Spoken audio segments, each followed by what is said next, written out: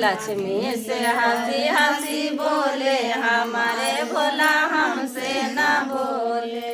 लक्ष्मी से हंसी हंसी बोले हमारे भोला हमसे न बोले। मंदिर के ऊपर हवा डोले हमारे भोला हमसे न बोले। मंदिर के ऊपर हवा डोले हमारे भोला हमसे न बोले। रिद्धि से बोले सीधी से बोले, रिद्धि से बोले सीधी से बोले।